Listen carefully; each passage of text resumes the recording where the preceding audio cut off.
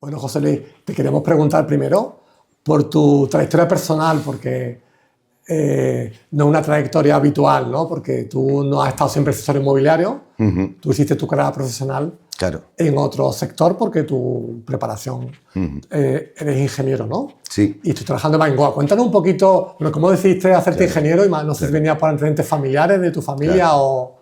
La verdad es que cada persona, cada circunstancia, cada profesional pues tiene, yo creo, un recorrido, un mundo, ¿no? Y las generaciones pues van cambiando también y te adaptas. Al final, ¿no? Uno se adapta mejor o peor. En mi caso en concreto, pues no, yo no vengo de familia que tuviesen estudios, ni mucho menos. Una familia humilde, ¿no? Sí, una familia muy humilde. Mi padre de la parte de Huelva, mi madre de la parte de Extremadura. Mis padres siempre querían que sus hijos estudiaran una carrera, lo que prototipo, ¿no? de una generación en concreto. Claro. Y la verdad es que nos criamos en colegio de curas, con mucha disciplina, la verdad con rigor y valores, ¿de acuerdo? Y entonces cuando terminé el bachillerato, el COU, en aquella época pues te planteas, pues creo que como hicimos mucho, ¿no? Carrera, aparte de lo que te pudiera gustar, que tuviesen salida profesional. En aquel momento estaba ADE, lo que en aquel momento era económica, hoy se llama ADE. Sí, sí. Y después ingeniería, que siempre ha sido una carrera, pues bueno, muy versátil, ¿no? No había tanta diversificación de ingeniería como hay hoy en día, ¿no? En aquel entonces pues tenía ingeniería eléctrica, mecánica, etcétera. Para costearme los estudios, lo que hice fue con unos amigos, como daba clases particulares, montamos la primera academia de clases de recuperación. Después, ¿en Sevilla? Sí, en Sevilla, en la zona de la Macarena. Después fue muy bien y monté otra en la zona de Bellavista para dar lo que era formación a lo que eran los ingenieros agrícolas, los ingenieros técnicos agrícolas que estaban en el Cortijo del Cuarto. Y la verdad es que las dos academias, pues mientras yo terminaba, etcétera, los estudios, muy bien, ¿no? Fueron bastante bien y cubrieron... ¿Te pagar los estudios con ellos, no? Totalmente, cubrieron una etapa importante. Entonces hice ingeniería eléctrica y electrónica y me fui a la mili. Era en aquella época, estamos hablando de años 91-92, donde estaba lo del objetor de conciencia, que tú podías optar por y hacía una prestación social. Exacto. Pero bueno, yo creía, me vi, no sé, pensaba que era importante que hiciera el servicio militar. Y así fue y me fui a Cartagena, me mandaron con infantería en marina. Y en infantería de marina te das cuenta cuando vas allí, los pelotones, etcétera, que son más o menos de 200 o eran de 200, que tú descubres otra España. Porque claro, tú te rodeas, al final somos endogámicos, ¿no? Tienes tu grupo de amigos, etcétera, y digamos que está muy secado el grupo, ¿no? Y tú te crees que todo el mundo estudia o todo el mundo... Y cuando vas allí te das cuenta que de un pelotón de 200 con estudios hay 4 o 5 nada más. Y descubrí, en ese momento fue uno de mis primeros impactos, ¿no? En mi vida. Descubrí que hay otra España. Claro. Éramos un montón de pelotones, te hacían las pruebas psicológicas, los PF 211, quiero recordar, el 216, y después pruebas técnicas, ¿no? Quedé el número 1, lo cual me permitió elegir destino posterior, lo que era el periodo de instrucción que duraba en aquel entonces 45 días. Y entonces elegí San Fernando y me mandaron luego al Hospital Naval de San Carlos, allí en San Fernando, ¿no? Y terminé el servicio militar, post-EPO, crisis, año 93. O sea, yo siempre digo que yo desde el principio siempre una tras otra, ¿no? Entonces, y como yo, montones de personas, ¿no? Pero lo que no te mata te hace más fuerte. Empecé a trabajar en el BIC, como tenía mis academias, pues por la noche trabajaba en el BIC en restauración, que fue cuando empezaron a implantarse los TPV. Y a mí eso me resultaba fácil. Yo acostumbrado a programar lo que era PLC, autómatas programables, pues me resultaba relativo. O sea, en el BIC, pero en el tema de... Limpiando mesas. Vale. De camarero. De camarero, vale. Pero como implantaron los TPV y le resultaba a la gente complicado, pues tiraban de mí. Que yo pero allí estuve en el de República Argentina poco tiempo, un mes y algo, porque ya una empresa de Madrid, Robert Bosch, se puso en contacto conmigo para ingeniería. Claro. Porque recordemos, hablamos de crisis que había. En aquel momento pues esperábamos como agua de mayo el domingo el ABC, las páginas Salmonte de empleo, ¿te acuerdas? Y el Cambalache, eran las dos opciones. Y tú esperabas el domingo la del empleo del ABC y el Cambalache, ¿no? Y entonces me hicieron una entrevista, me seleccionaron para el tema de Andalucía y ahí estuve unos años, donde ahí automatizamos plantas industriales, yo programaba, etcétera, con los PLC, y sobre todo con Siemens, con Telemecanic, con Robert Bosch, y después tema de robótica. De ahí pasé lo que era luego a una... Muy bien, porque ahí hicimos también consultoría a nivel de proyectos. Después se derivó en tema de formación también, que se daba mucha formación junto con la Junta y formación técnica. Y posteriormente de ahí pasé a una fábrica de mobiliario clínico, donde ahí también descubres, claro, eras muy joven y tienes que bregar con una plantilla de personas mayores y los distintos tipos de acero inoxidables que hay, el 304, el 430, las curvas, lo que eran las máquinas de curvado, las prensas, etcétera, ¿no? Y fue una etapa curiosa, la verdad, muy curiosa. El Corte Inglés también daba y prestaba servicio ahí en el sector sanitario, la verdad, y descubres un mundo que desconocías dentro de lo que era el sector fabril.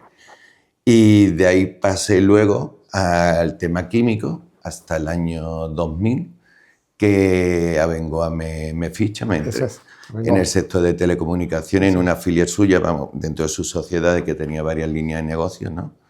Pues tenía una que era Ventel, donde le prestábamos servicio, lo que era a Telefónica principalmente, en la parte red fija, y después estaba la red móvil, que estaba todo el proyecto, estaba todo el proceso de implantación en España, con lo que era Vodafone, Telefónica, Amena, etcétera, en aquel momento, después ahora o lo que fuese, ¿no? Un momentito, José Luis.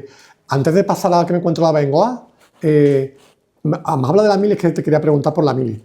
Has hablado de que tú estudiaste en un colegio de curas, ¿no? Sí, sí. Que te enseñaron valores con mucha disciplina. Sí. En la mili también, imagino que esos valores son los mismos que en la mili prácticamente, ¿no? O sea, mucha disciplina, ¿no? Claro. Quería preguntarte por esos valores, porque ahora mismo se está hablando del tema de la mili. Incluso en algunos países la están volviendo a recuperar. Sí, sí, sí. ¿Cuál es tu opinión? ¿Tú crees que en España vendría bien una mili para la gente joven? Yo pienso que sí. Primero porque sales del apego familiar, que creo que es importante hoy en día. Te reúnes con una masa, un grupo de gente que no conoces de nada, de lo más disperso. Tus comodidades no son las que tu zona de confort, que se habla hoy en día, son totalmente distintas. Yo pienso que es bueno, pero tanto para hombres como para mujeres, ¿eh? De verdad. Creo que sí. Obviamente, seguro que hoy no sería como cuando yo la hice, ni cuando yo la hice como la hicieron nuestros padres, y así sucesivamente, ¿no? Sí recuerdo que, hombre, en los baños había que echarle valor a aquello, ¿no? Dormíamos en litera y había, bueno, te ves casos de gente de que lloraba por la noche, etcétera, gente muy joven. Claro. Ten en cuenta también, Jesús, que yo cuando voy, yo ya había terminado la carrera. Claro. Que yo tenía ya, era de los mayorcitos. De los mayores, tienes más madurez, claro, que muchos chavales que llegan con 19 o 20 años. Efectivamente, incluso menos, porque tú podías ir voluntariamente antes. 18 años. Claro. Y después conoces gente, ya te digo, había gente que no sabía leer ni escribir. Entonces yo allí estuve dando formación. Eso, allí aprendía mucha gente, claro, analfabeta. A mí me hicieron instructor de formación. Yo daba formación allí. Y enseñaste a leer y escribir a mucha gente, que recuerda algunos casos de gente llorando diciendo que nos quería, que no le hacía falta, que él tenía sus tierras, sus tractores. Y bueno, todos tenemos anécdotas de la mili, que no es el caso. Esto es motivo de tomar una cervecita un día tranquilo y lo típico, ¿no? Vale. Esto es como... Volvemos a Abengoa. Ahí en Abengoa, ¿cuánto tiempo estuviste en Abengoa? Pues yo estuve en Abengoa realmente poco tiempo, unos 4 años. 4 años, ¿no? Entré en el año 2000, ¿de acuerdo? Y la verdad es que es fruto de casualidad entrar en Abengoa. Sí. Yo había echado mi currículum, pero en las elecciones soy presidente de una mesa electoral, tal como hace una cosa Jesús en la vida, lo hace todo prácticamente, ¿no? Y soy presidente y tú no sabes con quién estás en esa mesa electoral. Cuando termina el recuento de votos, el presidente tiene la obligación, o tenía en aquel momento, de tienes que llevarla a los juzgados, tiene que estar, tú sabes, de los distintos partidos, hay un control exhaustivo, etcétera, ¿no? Y tiene que mantener un rigor durante todo el día y saber lidiar con los distintos, iba a decir clientes, con los distintos usuarios, ¿no? Correcto. Votantes, ¿no? Y tú eres aséptico total en ese aspecto y lleva un control y que no haya errores, etcétera, ¿no? Entonces, Pues terminan las elecciones y a las semanas me llaman y que yo ya te digo, había enviado mi currículum y resulta que el que me entrevista era el director de personal y lo había tenido yo en la mesa electoral al lado, entonces le había gustado mucho y de esto de que es normal, claro, tú hablas un poquito, juntos, claro, habías todo hablado el día, de pues todo. tú le cuentas un poco tu currículum, en fin, hablas de ti un Exacto. poco. O sea, que esa relación laboral con Abengoa se fraguó en esa mesa electoral. En esa mesa electoral, ¿no? Qué curioso. La verdad que le estoy muy agradecida a esa persona y tal, Correcto. y me acuerdo muy bien. Los 4 años de Abengoa estuviste muy bien. Muy bien. De hecho, yo entré en un momento que decían que no se hacía fija, a mí me hicieron indefinido de inmediato, mi bonus, formación. Eso yo muy buenas condiciones laborales, ¿no? Sí, sí. Además, te hablo de mi caso, sí, ¿no? Claro. También es verdad que al final lo que tú das, recibes. Yo creo firmemente en eso, ¿no? Claro. Entonces yo me entregué, como me he entregado siempre, a fondo. Y la cuestión es que a mí me fueron promocionando, fue muy bien, yo terminé despachando con el presidente de Abengoa, con Felipe Benjumea, pasé por diferentes caminos, ¿no? En aquel momento estaba Saínco, que luego se convirtió en Telven, pasé de estar en la avenida de La Buaira, el edificio principal, me trasladaron, luego nos trasladamos a lo que es Tamarguillo, el edificio Tamarguillo, a la 4ª planta, y muy bien, francamente, ya pues toda España, Canarias, Tenerife, Las Palmas, etcétera, las que son delegaciones, y fue una grandísima, magnífica experiencia. Ocupabas un cargo directivo, ¿no? Sí. Cargo directivo.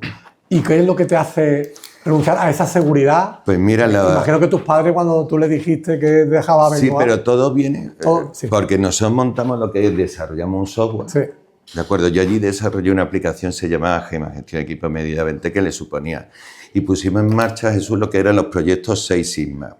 Ajá. 6 Sigma es una metodología, definir, medir, analizar, mejorar, controlar, etcétera, ¿no? Para mejorar procesos con una estimación, porque te voy a poner un caso. Imagínate que yo te digo, oye, ¿qué te parece en un 99% de satisfacción de los clientes o un 99%, ¿no? El ratio, y tú dices, ¿lo ves aceptable, sí o no? ¿Tú cómo lo verías, Jesús? El 99% lo veo increíble, vamos. Lo ves increíble, ¿no? Entonces ponemos en grande la palabra increíble. Perfecto. Bien. La metodología 6 Sigma se basa en lo siguiente. Tú has dicho que un 99% es increíble. Bien. Pues este señor que está aquí a tu izquierda y mi derecha y yo, resulta que fabricamos paracaídas. Eso quiere decir que cada 100 paracaídas, uno no se abre. Eso quiere decir que de cada 1000 paracaídas, 10 no se abre. De cada 10.000 paracaídas que fabricamos en una economía global, 100 no se abre. De cada 100.000, 1000 no se abre. Y de cada millón que hoy hablamos en cantidad de 10 millones, 10.000 personas fallecen. Claro. Entonces, un 99% no es un indicativo que tú te puedas. Entonces, en 6 Sigma se habla del 3,4 de efectos por millón de oportunidades. Ajá. Se habla y se minimiza y se estructura todo para calcular. Entonces, todo esto está dividido en cinturón verde, cinturón black, negro, etcétera, ¿no? Entonces, yo lideré durante varios años estos proyectos de black para mejorar lo que eran los procesos y minimizar lo que era pérdida, etcétera, en diferentes líneas. O sea, al 100%, ¿no? Vamos buscando el 100%. Buscando el 100%, ¿no? ¿Y se consiguió el 100%? Pues mejoramos, era un proyecto continuo, correcto, la verdad, se mejoraba muchísimo. Correcto. Todo lo que no puedes medir, no puedes mejorar, todo lo que no controlas, pues... Aquí en España tendemos a no medir bien las cosas, ¿verdad? No evaluar muy bien los resultados de los proyectos, a diferencia de Alemania y otros países europeos, ¿no? Yo no creo que haya tanta diferencia con otros países, ¿de acuerdo? Sí te sorprende algunas cosas, porque yo creo que casi todo es predecible, con datos. Oye, otra cosa es que interese o no interese, pero vamos a ser realistas, Jesús. Hoy en día, con datos, con la cantidad de información que hay, toda una crisis la puedes prever, tú puedes prever el comportamiento humano, francamente, yo creo que prácticamente. ¿Y qué ocurrió en Abengoa? Que establecimos un software muy potente, un CRM, para satisfacción de los clientes, lo que se llama un call center, ¿de acuerdo? Entonces era para nuestros propios clientes. Yo propuse externalizarlo como línea de negocio. Hice una acción comercial porque al final yo saqué otra ingeniería, la de organización industrial, porque la cabra tiende al monte, al final siempre me terminaba derivando a la gestión, ¿no? Y que era lo que hacía. Dejé ya mi parte técnica y siempre al final me terminé derivando más a la gestión. Y entonces el Carcente, la verdad, llevé a varios ayuntamientos que les gustó la idea para ofrecer un servicio al ciudadano, etcétera. Te hablo año 2003, Ajá. de acuerdo, junto con otras. Y entonces en Abengoa, con determinados directivos, me encontré un muro.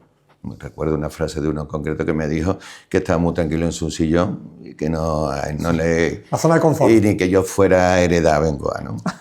Y te juro por Dios que a veces me levantaba a las 4 y 5 de la mañana, me iba hasta la provincia que fuera para volver a regresar, para poder... Y claro, frente a todos esos rechazos, incluso yo con el consejero delegado hablé alguna vez para decirle, mira, este departamento, en mi opinión, pues está sobredimensionado, ¿no? Y te repito que yo súper contento de Abengoa y del personal y de todo, pero bueno, tú veías un poquito la dinámica. ¿Qué te dijo el consejero? Claro, porque yo venía de empresas con menos personal.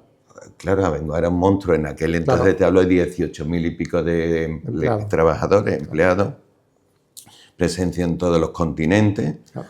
Y también con procedimientos normas. Allí teníamos lo que eran las normas de obligado cumplimiento, ¿de acuerdo? Entonces, pues bueno, que está muy bien para que todo el mundo siguiera un proceso y un procedimiento establecido, sino para controlar a tanta gente, ¿no? Todo tenía un flujo, protocolo, ¿no? Un protocolo como tendrán las multinacionales, claro. Que eso te fija, lógicamente, ¿no? Ralentiza también, pierde agilidad, pero bueno. ¿Qué me ocurrió? Me encontré todo ese rechazo, Jesús, y en mis manos entró un libro de Arthur Miller, Muerte de un viajante, que es, pues bueno, me resulta muy duro, es como te diría, un relato en el cual una crisis americana, resumiéndote, y este señor lo despiden con 50 y tantos años. Claro, en ese momento tú ves a alguien con 50 y tantos muy mayor, la sociedad cambia ya mucho, ¿no? Y alguien con 60, 70, verás, si te mantienes bien, y el espíritu y la actitud, pero en aquel momento todo era diferente. Y claro, en ese momento leo el libro, un señor de 50 y tantos años, Jesús, que la empresa, una multinacional, hay un cambio general, lo echa a la calle, se pone a buscar trabajo en plena crisis americana, no encuentra, en fin, y se genera un drama donde la única solución, imagínate cómo quitarme la vida para que el seguro de vida, pero no te la puedes quitar de una forma que se vea que te la has quitado, sino como, y sus pensamientos, ¿no? Que son muy duros. Y digo, joder, eso le puede pasar a cualquiera. Te ves con esa edad, tú ahora tu familia, tu hipoteca, en los préstamos, esto y lo otro, y ahora te ves sin... Eso le puede pasar a cualquiera. Y seguro, desgraciadamente, hemos vivido momentos muy duros con la crisis, hemos vivido momentos que familias y muchos lo han pasado muy mal, la verdad, y gente que lo sigue pasando aún muy mal, ¿no? Que es una tragedia. Y la lectura de ese libro te hizo salir de Abengoa, ¿no? Y ese libro me hizo pensar. Entonces decidí mirar qué opciones había, qué podía montar. Y pensé en el sector inmobiliario, no que fuera muy listo, tampoco. Jesús simplemente era, en aquel momento, como suele pasar, que tú sabes que hay sectores que son muy recurrentes para la prensa, para las noticias. Pero no, ¿y tú te viste, después del rechazo ese que has contado, que tú hablaste con el consejo delegado y le dijiste esto de que estás subvencionado, imagino que no te hizo caso, ¿no? No, imagino, ¿no? ¿Tú te viste a lo mejor en la empresa siguiendo, porque tú tendrías 30 y tantos años, me imagino, sí, ¿no? Sí. Eso es. ¿Te viste ese señor, 20 años después, como ese señor acomodado diciendo, bueno, que esto no lo vas a heredar? ¿Algo así? ¿Viste esa imagen o...? Bueno, yo lo que vi, mi posible carrera profesional en Abengoa, de acuerdo, en Abengoa era muy común el salir fuera, de acuerdo, ten en cuenta, yo en el 2001 tengo a mi primer hijo, y a mí no me apetecía ir a Sudamérica o estar fuera, punto número uno, que para mí, yo ya, claro, tú vas promocionando, pero si quieres seguir promocionando, ciertas empresas a veces pasa por ir. No multinacional, tienes que irte fuera, sí. Y para mí no era una opción apetecible, ¿no? Dos, había el consejero delegado en este caso no, porque me acuerdo muy bien de Pedro, él no ponía ese rechazo, no eran otros. Claro. Pero llevan muchos frentes abiertos y controla tanto. Bueno, cuando tú presentas los informes, las estadísticas y todo se pueden presentar de una forma o de otra. Tú puedes poner, verás, sin llegar a mentir, los datos son como tú quieras, puedes dar. Lo que sí es verdad que yo no lo vi claro. No lo viste. Leí el libro, Y dijiste, voy a emprender por mi cuenta, ¿no? Y llegué a una conclusión, Jesús, digo, si llevo toda la vida gestionando para otros, seré capaz de gestionar para mí. Digo yo, tampoco hay que gestionar recursos, tal, sumas y restas. Cuando decides el sector inmobiliario, tú has dicho que esto es muy recurrente, tú nunca habías tenido ningún contacto con ese sector, ni conocías gente en el sector tampoco, ¿no? No, simplemente. Esto es completamente nuevo para ti. Totalmente. Lo único que había vendido un piso era con una inmobiliaria, que me cobró los honorarios y lo vi perfecto. Yo ya en aquel momento, vamos... Tu piso, ¿no? Tu casa, mi primera vivienda que compré, me la vi. Y compré otra y la compré también con una inmobiliaria. Correcto. Que hablo del año 90. ¿Y cómo fueron esos inicios? ¿Cómo fueron esos inicios? ¿Lo de? ¿Cómo fueron esos inicios? Bueno, lo primero que hice fue, claro, ten en cuenta que en Abengoa presentábamos Horizonte más 15 de previsión estratégica, 10-15 años vista. Pues, ¿qué hice yo? Lo primero, yo me hice un máster de tema inmobiliario. Claro. Después, por mi titulación, me hice API inmediatamente. En el año 2004 ya era API, ¿no? Claro. Para seguir el protocolo. Después hice un plan de empresa y un plan estratégico de crecimiento. Claro.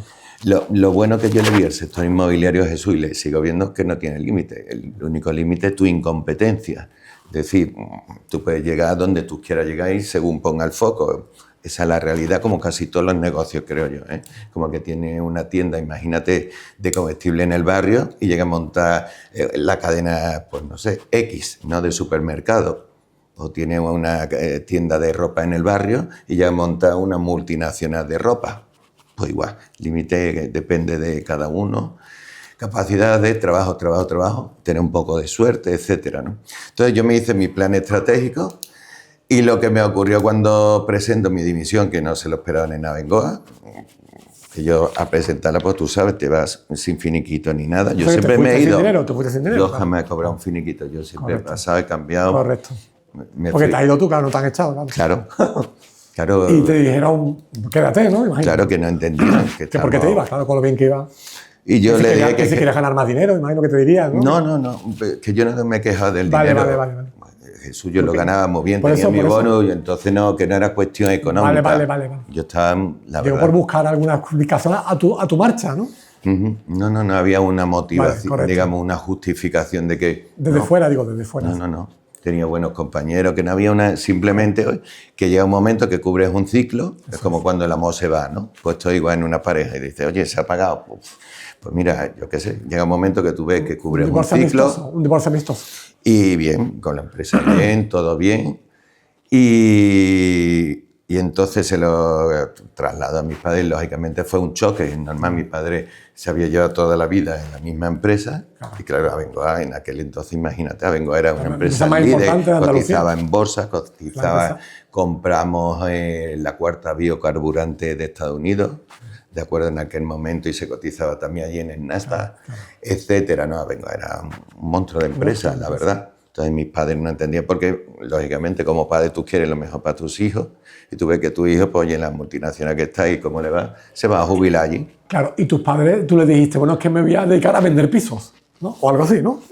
No, yo nunca... lo dijiste? No. Vale. Yo nunca me vi vendiendo pisos. Quiero explicar. Yo le dije, es verdad, que he montado una inmobiliaria, que la monté, la primera la abrimos en el 2004 en la zona de la Macarena, en la calle Fray Sidoro. Y que le di, por cierto, muchas vueltas al nombre, que ahora hablaremos. Sí. Pero, claro, mi padre fue el que sí hizo esa lectura que tú has hecho, eso. Claro. Tantos años estudiando en la empresa donde está y al final para terminar vendiendo pisos. Esa fue la lectura que hizo mi padre, ¿no? Claro. Bueno, y se molestaron y estuvimos un tiempecillo ahí, ¿no? Y como padre lo entiendo perfectamente porque, bueno, al final como la visión que ellos ven, ¿no? Ya te digo que yo lo que vi es que no tenía techo. De hecho, dentro de mi plan estratégico, el plan era crecimiento a nivel de oficinas propias y franquiciadas. Y en conjunto llegamos a tener 40 y tantas oficinas. O sea, nosotros crecimos mucho con propias y franquicias. Tuvimos 9 en Canarias, por ejemplo. Tuvimos lo que era en Jaén, Madrid, Málaga, Valencia. En Valencia seguimos teniendo, ¿no?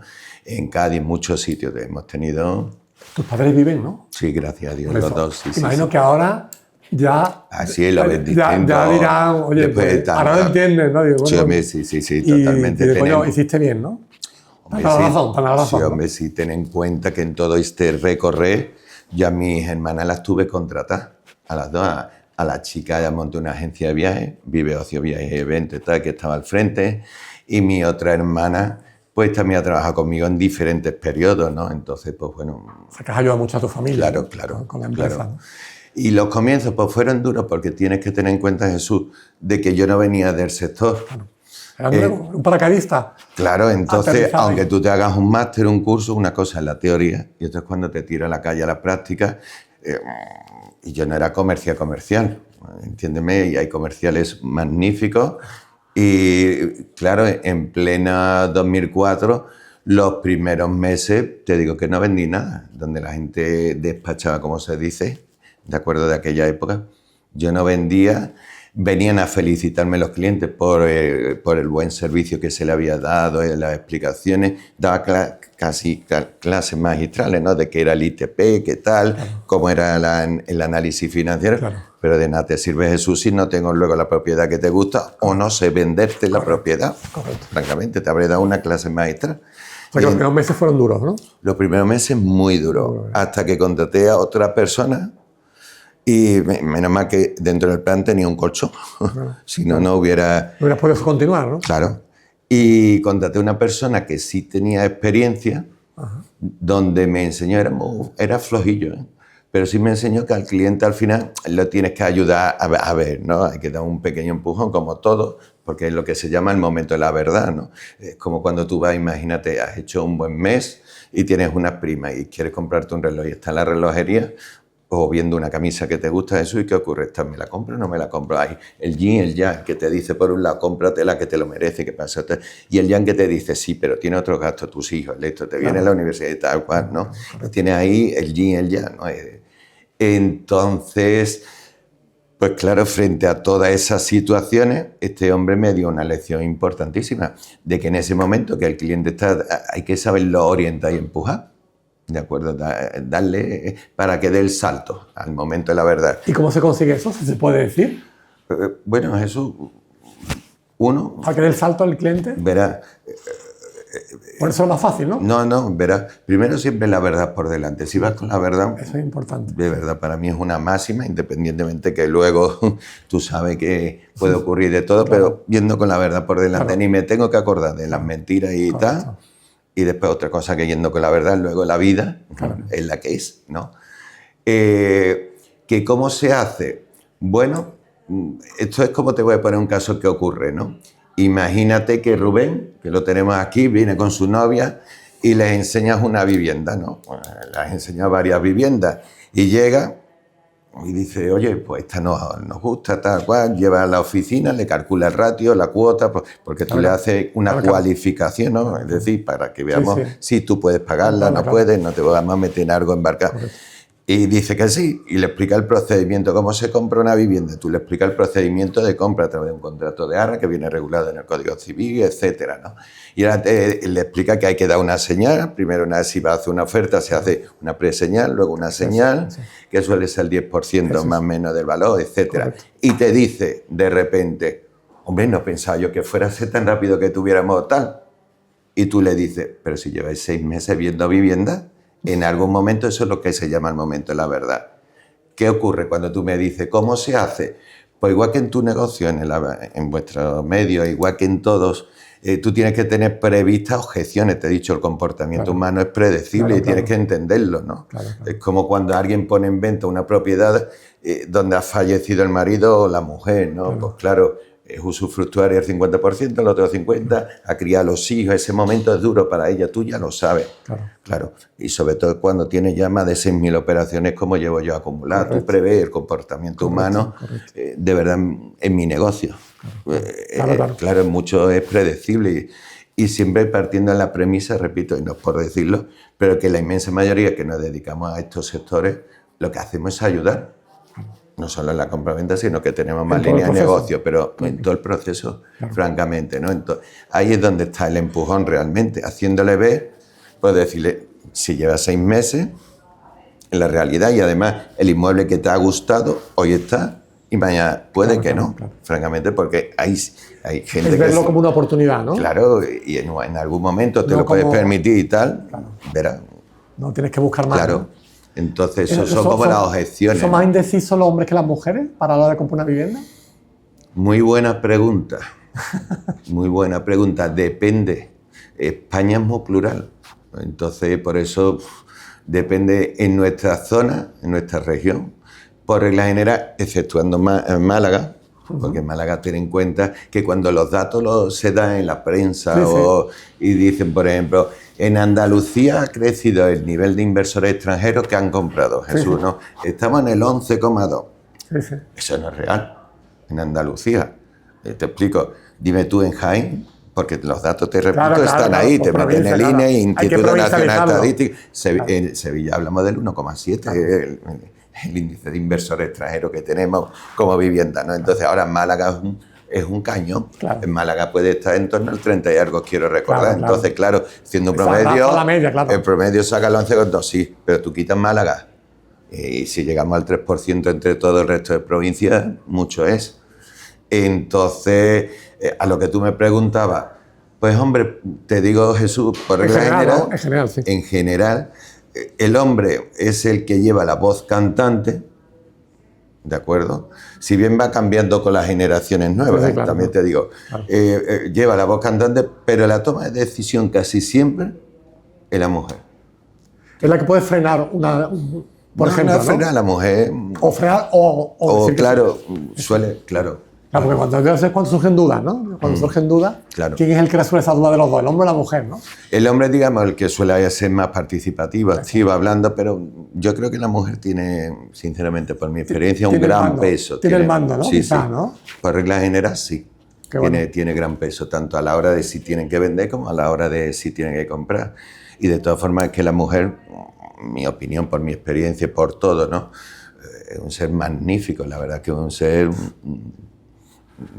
Yo creo que está mucho más preparado que el hombre, en línea general lo creo firmemente. ¿Has firmado 6.000 operaciones? ¿Me puedes contar lo más raro que te haya pasado?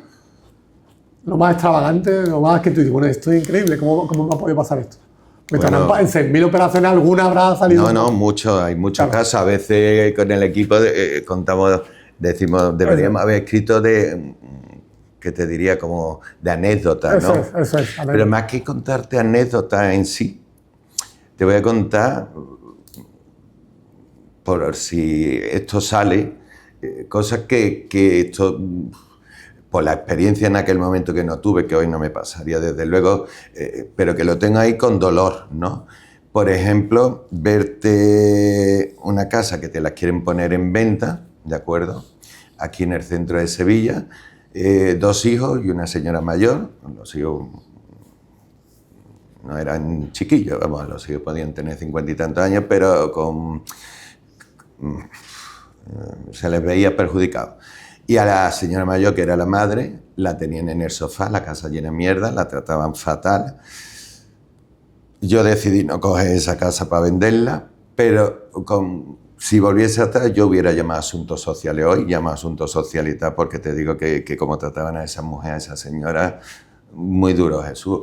Entonces, te puedo contar también herencias, ¿no? La herencia suele ser de cosas muy duras, en divorcio y en herencia, de tener que separar hermanos y por poco dinero, en distintas salas, cuando llega, ¿no? Y tú dices, hay que ver lo que es la vida, ¿no? Como pienso yo cuando veo esas circunstancias, Jesús dice, estos de chicos estarían jugando a las canicas, al trompo, a lo que fuera, ¿no? Al fútbol. Y de repente pasan los años y te los ves tú que los tienes que separar en sala y ves una realidad humana, ¿no? A lo mejor pelearse por un jarrón, ¿no? Por una cosa nimia, ¿no? Sí, por 2.000 euros arriba, 2.000 euros abajo. Eso lo ves con mucha frecuencia. No sé quién decía que las herencias, bueno, que el dinero destruía las familias, ¿no? Eso lo habréis vivido vosotros muchas veces, ¿verdad? Verán, el dinero no es malo, porque si no entramos ya y así no se gana dinero. El dinero hay que quererlo, porque el dinero es magnífico y te ayuda a una mejor... No, las herencias. No, lo que te quiero decir... Las herencias que destruían a las Claro, te digo que las herencias muchas veces son complicadas, ¿no? Nosotros la norma que tenemos, siempre cuando vamos a trabajar en una herencia, sí se llevan bien. Si hay problemas entre hermanos, hay problemas... No, porque tú ves que eso es una lucha... Claro, que va a ser, va a perder mucho tiempo y no va a ser... Igual que los divorcios, ¿no? Claro. Un divorcio que acaban de, digamos, rompe, empieza y no se llevan bien, tienen que pasar lo que es su duelo, como es lógico, serenarse, y hay algunos que ni lo consiguen, ¿no? Pero... De todas maneras, he leído en alguna ocasión, no sé si era un economista o un empresario del tema inmobiliario como tú, decir que los precios donde se podía apretar en el encargo ¿no? Bajar un poquito el precio, era precisamente en los pisos de herencia, ¿no? Que es ahí donde hay más margen para conseguir un precio mejor, ¿no? ¿Es así? ¿En tu experiencia lo has comprobado o no? No tiene por qué. Verás. Yo, pero cuando una cosa no es solo tuya, es de 4 personas, es más fácil decir. Por otra parte, es más difícil ponerse de acuerdo, ¿no? Puede que sí, puede que no. Te pongo el caso. Imagínate, dentro de los 4 hermanos hay uno que está muy bien económicamente. Dice, yo no estoy dispuesto, y además te puede dar el caso de decir, oye, si lo vamos a bajar hasta el precio, me lo quedo yo. Es decir, puede haber hay mucha casuística, ¿no? Hay mucha casuística. Vale. Imagínate, Jesús, que yo te ficho, ¿vale? Y te digo que te tienes que trasladar a Madrid a trabajar de forma inmediata o a Barcelona. Y tú dices, ¿para qué quiero yo el piso aquí? Y te incorporas allí y has visto algo que te gusta, ¿no? Y ves los plazos. Claro. Entonces ahí puede ser que consiga un precio mejor. Exacto. Porque ahora mismo es muy difícil conseguir lo que antes se llamaba una ganga, un chollo en tema inmobiliario. Es difícil, ¿no? Ahora mismo, ¿no? ¿Qué es una ganga? ¿Qué es un chollo? Te pregunto yo ahora. Habría que identificarlo, claro. Verás, un precio por debajo del precio de mercado, ¿no? Un 10% menos, un 20% menos. Pero que es un precio de mercado. Pensemos, Sevilla. Sevilla tiene unos precios, si uno viaja por el mundo y se da cuenta, Sevilla tiene unos precios magníficos. Es decir, yo te puedo vender una casa nueva a estrenar con garaje, con fotovoltaica por 240.000 euros en Mairena y Las Jarafes. Y tú dices, y tenemos la playa al lado.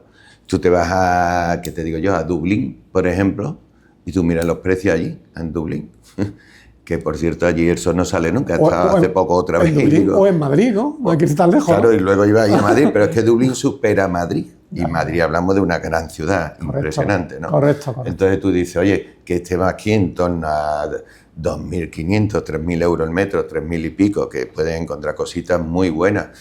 O sea que comparativamente los precios de Sevilla, en tu opinión, no son caros, ¿no? Comparativamente. No, para nada. Yo Sevilla y veo que tiene unos precios, Andalucía, Valencia, en general, magníficos.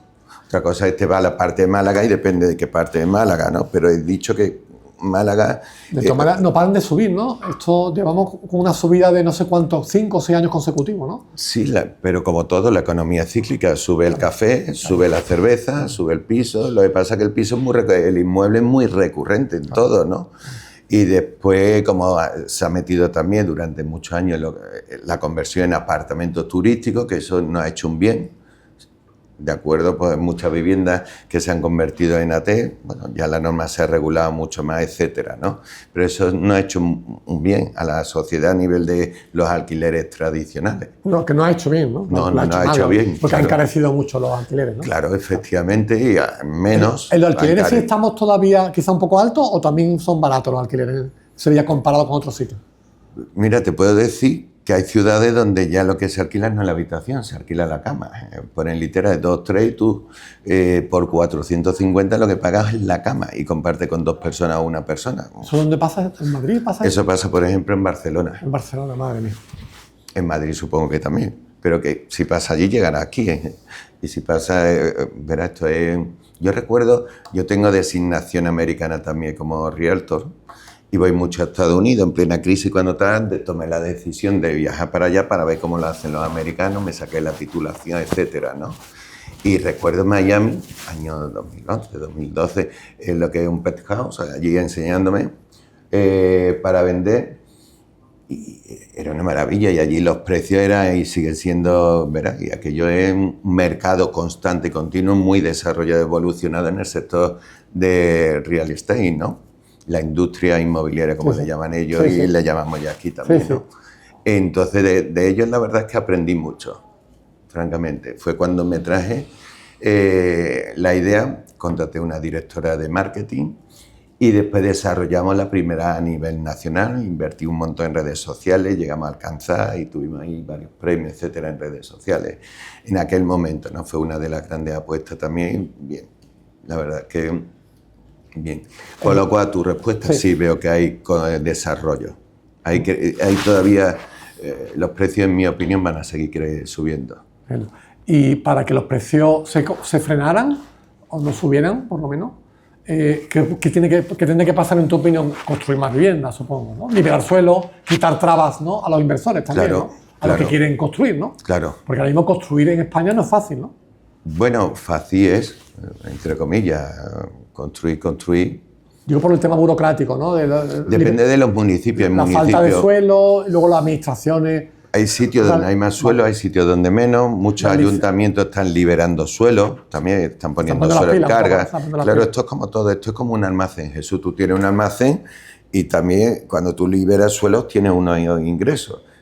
El saber cuándo liberas más suelo o menos hace que tus arcas aumenten o no, ¿no? Y depende también de muchos factores, la verdad. El tema está de que hoy en día, aunque tengas un suelo, que te digo yo, la construcción te cuesta lo que te cuesta. Es decir, imaginemos... Me ha subido mucho los costes de construcción. Arcira, ¿no? Un pueblo de Valencia, sí, por decirte algo, sí. ¿no? O Xàtiva, o yo qué sé, sí. O aquí si nos vamos a Las Pajanosas, en Sevilla, ¿no? Por decir pueblos genéricos de cualquier parte de España. ¿Qué ocurre? Aunque yo te regale a ti el suelo, que la construcción mínimo se te vaya a 1.100 euros el metro. Ahora eso le tienes que meter la dirección facultativa, que hacen los proyectos, lo que son los arquitectos, hay que hacer un geotécnico, hay que pagar unos seguros, hay que pagar al banco, cuando tú te vas, todo esto va subiendo y va sobre IVA además. Tú ten en cuenta que a cada cosa que tú compras va a haber constructor. 10% o 21%. Claro, el constructor compra materiales, el 21%, el transportista te lo lleva 21% y tú vas pagando a las arcas del Estado constantemente dinero. Yo si te pusiera aquí un montón de vasos, os quedaría ya creo asombrado. Que son 18 impuestos los que tiene la vivienda. Es increíble la cantidad de veces que paga impuestos y además de una forma, digamos, no voy a decir exponencial, pero tú imagínate, sobre el producto X, cuando llega aquí ya tiene el X más el 1.21, es decir, el 21%. Sobre con el IVA ya, vuelve a pagar el 21% que ya te paga el IVA, sobre el 21 del 21, y tú vas incrementando. Esa es la realidad. Con lo cual, tú dices, ¿cómo se puede aminorar? Hombre, yo esto lo veo una barbaridad, que se pague impuestos sobre impuestos, impuestos sobre impuestos, y vas engordando unas cantidades de todo. De hecho, en otros países como Portugal se pagan mucho menos impuestos por una vivienda. Yo solo te digo que te estoy hablando dentro del ciclo constructivo. Tienes que tener en cuenta que el ladrillo, desde que llega tal, el que compra el material, la arcilla para hacer el ladrillo, ya paga un IVA.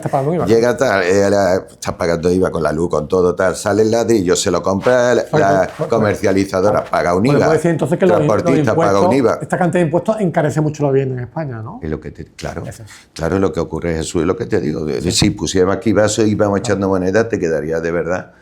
Al final tú dices, vamos a ver, si es que realmente el producto en sí es mucho menor, lo que ocurre es que lleva tantísimos impuestos, es geométrico. Y entonces hay una voracidad del Estado, ¿no? Y de las administraciones, ¿no? Claro, si es X, al final te va a salir 4X, pero por los impuestos que estás pagando. Exacto, correcto. Esa puede ser una solución también, ¿no? Esa es una realidad. Racionalizar los impuestos un poco, ¿no? Esa es una realidad, y sobre el montante total, de acuerdo, tiene lo que se llama el PEM, proyecto de ejecución material, y sobre esto tú le pagas al ayuntamiento lo que se llama el ICIO, vamos, de esto porque es otra vertical que tenemos en Vive, que hacemos promociones y tal, ¿no? Y le trabajamos a promotores. Entonces, claro, tú dices, ¿se puede abaratar? Como abaratar, sí, pero no por parte de la empresa privada. Correcto, que la empresa privada lo que hace es pagar. Correcto. Y que de tu margen de beneficio, el 25% de impuestos de sociedades, más luego otra vez Hacienda. Totalmente. que verás. Y si te equivocas tú. Y al banco hay que pagarle. Totalmente. De acuerdo que hay una serie de comisionamientos, porque el banco, pues como toda empresa, también tiene que ganar. Hablabas antes de que la premisa tuya, ha sido siempre decir la verdad. Sí. ¿En el sector inmobiliario eso es habitual o hay también gente que no dice la verdad? Mira, yo opino ahí de que como en toda la vida, algo negativo se multiplica por 100 y lo positivo por 10. Esa es la realidad en las estadísticas. Yo cuando me saqué auditor acreditado de AENOR, recuerdo en la ISO 9000, ISO 14000, la medioambiental, la de calidad y tal, estudiaba, ¿no?, los factores estadísticos en la realidad. Algo bueno, tú se lo cuentas a 10 personas, pero algo malo se lo vas a contar a 100. Es que esa es la realidad. En el sector inmobiliario, pues como se le da tanto bombo, pues llega y dice, oye, ten cuidado, qué tal, cual, y se magnifica. Pero yo haría una pregunta retórica. ¿Eso no ocurre con los talleres mecánicos? ¿No ocurre con los dentistas? ¿No ocurre con los médicos? Ocurre con todos los sectores. Y no hablemos de los organismos públicos, ¿no? Que yo no me quiero poner negativo ni enfrente a nadie, que si no, no voy a vender más y en vez de la entrevista en positivo va a ser negativo, ¿no? Pero que lo hay como en todos los sitios, ¿no? Pero el que sigue, yo siempre digo, cuando una empresa lleva ya muchos años, te debe de ser un indicador. ¿De acuerdo? Para mí un indicador. Porque muchas han caído. Muchas, claro. Entonces toda empresa llevamos desde el 2004, por algo será, ¿no? Y quiera o no, pues tienes que pasar los PBC, prevención y blanqueo de capital, los seguros, que eso también lo tienen que entender lo que es el cliente. Claro. Cuando llega a lo mejor a un propietario y te dice, oye, pues ha llegado otro y nos pide tanto, o no nos pide tal documentación, Jesús. Mire usted, la Junta de Andalucía pide el Real Decreto 218, donde yo para poder gestionar la venta de un inmueble necesito esta documentación. Y yo sigo el procedimiento que me marca la ley. Y entonces dice, pues aquí han llegado otros que no, claro, que a lo mejor trabajan desde su casa y tal. Tú como estás de cara al público, pues eres más susceptible de inspecciones, de controles, etcétera, ¿no? Todos los que estamos de cara al público con oficinas. Correcto. Un consejo para una persona que quiera comprarse, un joven, ¿no? Rubén, por ejemplo, ¿no? Sí. Que quiere con su novia y se quiere comprar una vivienda. ¿Qué consejo le darías tú como experto? Lo primero que tiene que hacer es ponerse en manos de un profesional para ver su capacidad económica y ser realista, para que no se embarque en algo que supere y pueda tener. A partir de ahí, ser consciente de la realidad, donde puede llegar y tal. Mi opinión, el hogar lo formas tú, punto número uno. Es decir, la casa de nuestros sueños yo creo que pocos son las que lo tienen, entre comillas, ¿no? Yo no me quejo de la que tengo, estoy muy a gusto porque para mí es más que suficiente, ¿no? Pero porque al final el hogar te das cuenta que cuando te has mudado varias veces lo montas tú, ¿no? Dos, si no llegas a más o menos, pues a lo mejor puedes comprarla en otro sitio, alquilarla, pero ya vas capitalizando, ya vas amortizando y tienes algo en propiedad y te vas de alquiler a otro sitio, puede ser una opción, ¿no? Yo recuerdo un amigo arquitecto que decía, oye, quiero vivir en tal sitio, pero los pisos allí cuestan 1,5 millones y yo no tengo esa capacidad. Pero he visto uno en alquiler que está en 1.800. ¿Qué voy a hacer? Me compro 2 pisos de 250 o 200.000 euros, los pongo en alquiler y con eso ya me voy. Pues mira, una buena solución. Es una opción, francamente. Una opción, ¿no? Lo último, ya he terminado la entrevista. Tú has hablado al principio de la entrevista de los valores, ¿no? Que tú has aprendido, claro, tanto en tu época en el colegio de cura, has dicho, y en la mili también, esos valores. Bueno, y te inculcan tus padres. Y que inculcan tus padres, exactamente. Claro. Los valores familiares, sobre todo. ¿no? Sobre todo los que te inculcan tus padres, ¿no? Ahora se está hablando de una brecha generacional en España, de los jóvenes con respecto a sus padres o los mayores, porque los jóvenes se quejan, con razón quizá, o con parte de razón al menos, de que bueno, tienen un salario bajo y no pueden llegar a vivir como han vivido sus padres, ¿no? Que les cogió quizá otra época. Tú que tendrás hijos, imagino, sí, en edades de ese tipo, ¿qué podrías decir sobre eso? A lo mejor habría que decirle a los jóvenes sí, pero también a lo mejor hay que esforzarse más para ganar un poco de más dinero, porque quizá la generación esta de la que estamos hablando, que ahora, bueno, o la del baby boomer y todo esto, ¿no? Que van a tener pensiones buenas, ¿no? En España, también se esforzaron mucho, ¿no? Y eso quizás se olvida, ¿no? Vi una entrevista de un presidente de, no recuerdo, lo mismo tú la has visto, que este hombre decía, hablando de los jóvenes, a lo que tú dices, que hoy en día en relación a la juventud, decía este hombre, ¿no? Y está colgada ahí en TikTok y en muchos sitios, que lo que hay que hacer es trabajar y menos, ¿no? Entonces, claro, hoy en día nosotros ponemos ofertas de empleo constantemente, está el salario mínimo y después tenemos los comisionamientos que tienen un variable en función de la producción, ¿no? Correcto. Es decir, que si tú trabajas puedes... Pero hoy en día es verdad que muchas personas pues quieren conciliar su calidad de vida, hay mucho ocio.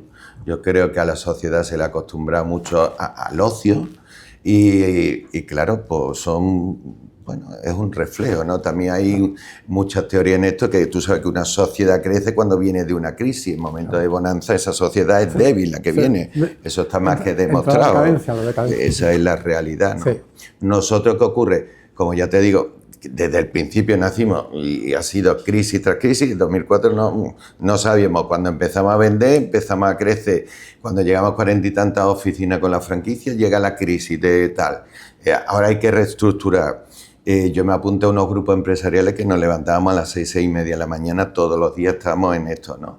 Y después lo que hice fue diversificar línea de negocio, quité lo que es la oficina y nos metimos en la línea, trabajamos mucho ya desde el 2004 en la consultoría con promociones, nos metimos a promotor también, de acuerdo, aparte de trabajarle a otros promotores.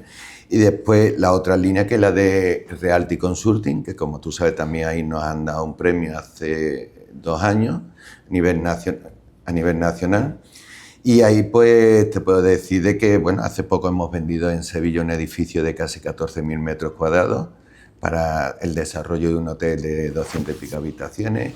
Allí en Córdoba estábamos negociando un palacio para un tema de 32 apartamentos turísticos que tenemos. Pues bueno, por cierto, el edificio de Abengoa de Bueira lo vendimos también nosotros en el año 2018. Había hablado de que ponía oferta de trabajo y los jóvenes aceptan la oferta o dicen, esto hay que trabajar mucho. Porque la pregunta era un poquito por el tema del esfuerzo, ¿no? Cuando tú pides mucho, quieres ganar más dinero, pero hay que trabajar más, ¿no? La verdad es que la experiencia hasta todo un año no ha sido positiva. Y aquí está Rubén de Marketing, que lo sabe, que hemos hecho inversiones, campañas. No hemos alcanzado el objetivo que yo esperaba. No dista mucho de lo que esperaba. Me estás hablando un poco, ¿a qué te refieres a no alcanzar el objetivo? Al tema digo, porque la pregunta que te había hecho era el tema de la brecha generacional. Y sí, me refiero, por ejemplo, a alcanzar un número de vendedores, ¿no? Correcto. De comerciales inmobiliarios, asesores inmobiliarios, consultores inmobiliarios, no. No había encontrado gente. No. Lo de la jornada partida el lunes y, decir, tener por la mañana y por la tarde, pues bueno. La gente no quiere, entonces, no quiere trabajar mañana. Claro, llegas al punto hasta que te planteas ya flexibilidades que antes ni te habías planteado. Oye, pues trabajas solo de tarde o trabajas de mañana. Correcto. Pasa que nuestro trabajo es complicado a veces, ¿no? Porque el cliente a lo mejor hoy te atiendo por la mañana y me dice, oye, ven a mi casa el jueves por la tarde. Claro. Es complicado en nuestro negocio, ¿no? Pero la verdad es que... Ahí hay un cambio cultural, ¿crees tú? Ya terminamos la entrevista. ¿Hay un cambio cultural respecto de la generación nuestra a la generación de nuestros hijos? En mi opinión, sí. Respecto al trabajo, ¿no? Y a muchos otros aspectos. Yo no digo ni mejor ni peor, pero sí, yo creo que sí, muchísimo. También ellos son fruto y circunstancias y consecuencias. Sí, claro. Pensemos, Jesús, la cogió una pandemia. Nosotros nos criamos pues, en un momento donde en la clase, cada clase, yo recuerdo en la que yo estaba, éramos 43, 45 alumnos. Imagínate, no teníamos aire acondicionado, no teníamos calefactor. Y nadie nos quejamos y nada. Ahora son 20 y algo, creo, ¿no? La mitad. Nosotros íbamos a clase por la mañana y por la tarde. Exactamente. Entonces, claro, es que ha cambiado la sociedad mucho. Les pilla también una pandemia, otro parón. En el fondo, los jóvenes son víctimas de eso, entre comillas. En mi opinión... Porque ellos no lo han elegido, le hemos dado eso, ¿no? En mi opinión, el sistema, la sociedad, el camino, todo, ¿no? Se ha ablandado un poco, podemos decir. La verdad es que, bueno, todo, la tecnología, todo, ¿no? Todo. Al final, pues bueno, ¿te acuerdas cuando teníamos las enciclopedias, el Larousse? ¿Te acuerdas que cogía? Había que buscar, hoy con Google, con el internet lo tienes todo a mano mucho más rápido. El navegador en el móvil para llegar a los sitios, no tienes que buscar orientarte, ¿no? Efectivamente, todo. Todo es más fácil, pero eso también tiene sus consecuencias. Tiene su punto bueno y sus puntos... Claro. Pues muchísimas gracias, José Luis, ha estado interesantísimo. Fenomenal. Todo lo que has contado. Del deporte no hemos hablado nada. Venga, pues vamos a hablar. Es verdad. Lo importante que es el deporte para la salud mental y física. La física ya se sabe. Está súper demostrado, pero también para la salud mental. Cuando íbamos a Ceuta, lo que te comentaba, efectivamente, que para mí el deporte es muy importante. Yo creo que el deporte o cada uno no tener lo que el cable a tierra, ¿no? En definitiva. El cable a tierra, eso. Para mantenerte equilibrado, ¿no? Porque al final tú vas creciendo bastante y, pues bueno, la vida, tú crees que va a ser de una forma y en la vida, pues, lo normal, lo que nos ocurre a todos, ¿no? Y tú te tienes que ir adaptando a muchos cambios, a muchas circunstancias. Entonces, para mí el deporte de siempre ha sido un cable a tierra. Igual que tener grupos de amigos sólidos, tal cual, con los cuales tengas confianza, etcétera, ¿no? La familia y tal. El deporte, tener algo, un hobby, algo, en concreto cada uno que te agarre por lo menos y sirva de válvula de escape. Para un trabajo estresante como el tuyo y de tantas personas como tú, el deporte también es un momento de desconectar también, ¿no? Claro. Que te recarga un poco las pilas, ¿no? Pero el estrés, te digo también, que como lo gestione cada uno, sinceramente, ¿no? Porque un médico, imagínate, ¿no? Cuando vas conduciendo, o un piloto de avión, correcto. El estrés al final todo es relativo, ¿no? Gestionarlo, ¿no? Lo que sí es verdad que vas siendo mayor y tus padres son mayores, tienes hijos mayores, todo, ¿no? Y pues, claro, tus circunstancias van cambiando, la mía y la de todos, ¿no? Y cuando tú vas haciendo, en fin, igual que cuando eres más joven tienes otros problemas. Correcto. Tú piensas de otra forma. Correcto. Es el juego de la vida. Totalmente. Muy bien. Pues muchas gracias, José Luis. Muchísimas gracias a vosotros.